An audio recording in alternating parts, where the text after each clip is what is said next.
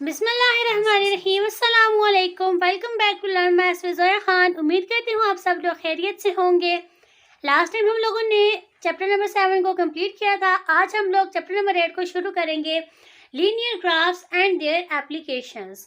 तो इसकी exercise number 8.1 है। इसका जो सबसे पहला क्वेश्चन है उसमें हमारे पास ये है कि अगर कोई पॉइंट ऑर्डर पेयर की फॉर्म में है तो उसका एक्स और वाई कोऑर्डिनेट क्या होगा। अब ये कोई पॉइंट है ए और इसके ऑर्डर पेयर में क्या है -7 एंड 5। ठीक है, तो इस तरह का अगर कोई भी ऑर्डर पेयर है या कोई भी पॉइंट है तो उसका हमेशा फर्स्ट कोऑर्डिनेट जो होता है वो एक्स कोऑर्डिनेट होता है। नए आने वाले लोगों को खुशामदीद। इसी तरह की नई वीडियोस देखने के लिए और मज़ीद इन्फॉर्मेशन हासिल करने के लिए या फिर अपने कंसेप्ट क्लियर करने के लिए आप लोग मेरे चैनल को काइंडली सब्सक्राइब कर दें और बेल आइकन को प्रेस करना नहीं भूलिएगा ताकि सबसे पहले ये वीडियो आपके पास आए। और सेकंड जो पॉइंट या सेकंड जो कोऑर्डिनेट होता है वो वाई कोऑर्डिनेट होता है। तो इस पॉइंट ए का एक्स कोऑर्डिनेट आ गया -7 और वाई कोऑर्डिनेट आ गया 5। इस तरह से ये कोई पॉइंट बी है जिसके हमारे पास वैल्यूज क्या है 0 एंड 7। तो इसमें हमारे पास फर्स्ट कोऑर्डिनेट क्या है 0। तो फर्स्ट कोऑर्डिनेट हमेशा हमारे पास एक्स कोऑर्डिनेट होता है, तो इट मींस एक्स कोऑर्डिनेट हमारे पास है 0 और वाई कोऑर्डिनेट है हमारे पास 7।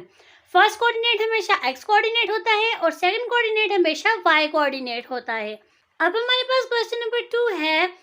इसमें हमें ये बताना है कि कोई भी ऑर्डर पेयर या कोई भी पॉइंट, क्योंकि हर ऑर्डर पेयर जो होता है वो एक पॉइंट होता है, तो कोई भी जो पॉइंट है वो कौन से कोऑर्डिनेट को बिलोंग करता है। अब हमने ये एक्सिस ड्रॉ कर लिए हैं, ये एक्स एक्सिस एंड ये वाई एक्सिस। ये वाला positive x axis, negative x axis, ये पॉजिटिव वाई एक्सिस और ये नेगेटिव वाई एक्सिस। ये हमारे पास होता है फर्स्ट क्वाड्रेंट, ये हमारे पास होता है सेकंड क्वाड्रेंट, ये हमारे पास होता है थर्ड क्वाड्रेंट और ये हमारे पास होता है फोर्थ क्वाड्रेंट। तो अगर हमारे पास कोई पॉइंट है एक्स कॉमा वाई, ये एक्स और वाई कोई भी नंबर हो सकता है लेकिन ये हमारे पास पॉजिटिव नंबर होना चाहिए। अब बाकी ये रैशनल है, इरेशनल है, ये किसी भी टाइप का नंबर है, इवन ऑड नेचुरल जैसा भी नंबर है, तो ये हमारे पास कोई भी नंबर हो सकता है। अभी हमारे पास एक्स और वाई है, तो अगर हमारे पास एक्स और वाई दोनों पॉजिटिव हो तो ये हमारे पास फर्स्ट क्वाड्रेंट को बिलोंग करता है। अगर हमारे पास एक्स पॉजिटिव हो वाई नेगेटिव हो तो ऐसी सूरत में हमारे पास ये बिलोंग करता है फोर्थ क्वाड्रेंट को। ठीक है, अगर हमारे पास एक्स नेगेटिव हो वाई पॉजिटिव हो तो ये बिलोंग करता है सेकंड क्वाड्रेंट को। और इस तरह से अगर एक्स और वाई दोनों नेगेटिव हो तो ये बिलोंग करता है थर्ड क्वाड्रेंट को। तो ये चीज़ हमने हमेशा याद रखनी होती है। अगर दोनों कोऑर्डिनेट्स पॉजिटिव हैं तो ये बिलोंग करेगा फर्स्ट क्वाड्रेंट को, अगर दोनों कोऑर्डिनेट्स नेगेटिव हैं तो ये बिलोंग करेगा थर्ड क्वाड्रेंट को। अगर हमारे पास सेकंड कोऑर्डिनेट या वाई कोऑर्डिनेट नेगेटिव है तो ये बिलोंग करेगा फोर्थ क्वाड्रेंट को, और अगर हमारे पास एक्स कोऑर्डिनेट नेगेटिव है तो ये बिलोंग करेगा सेकंड क्वाड्रेंट को। अब इसी तरह से हमारे पास ये कुछ पॉइंट्स हमें दिए गए हैं और हमें ये बताना है कि ये कौन से क्वाड्रेंट को बिलोंग करता है। अब देखिए हमारे पास ये एक ए पॉइंट है, इसकी वैल्यूज क्या है -1 एंड √2। एक्स कोऑर्डिनेट क्या है -1 और वाई कोऑर्डिनेट है √2। तो हमारे पास अब देखिए एक्स नेगेटिव है और वाई पॉजिटिव है। नंबर कुछ भी हो हमने बस ये देखना है कि पॉजिटिव है या नेगेटिव है। तो अब देखें वाई पॉजिटिव है एक्स नेगेटिव है, तो जब भी हमारे पास एक्स नेगेटिव होता है तो ये बिलोंग करता है सेकंड क्वाड्रेंट को। तो एक्स नेगेटिव है तो ये पॉइंट बिलोंग कर जाएगा सेकंड क्वाड्रेंट को। अब इस तरह से हमारे पास ये पॉइंट है सी जिसकी कोऑर्डिनेट्स है 5 5।